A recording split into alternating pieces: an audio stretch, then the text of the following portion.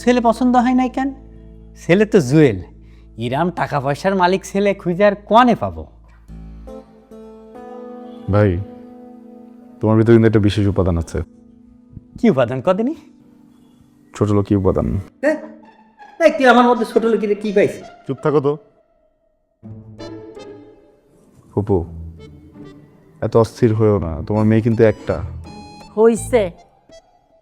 নাজমা, ছেলের চাচা ফোন করেছিল, নাফিসাকে ওদের খুব পছন্দ হয়েছে।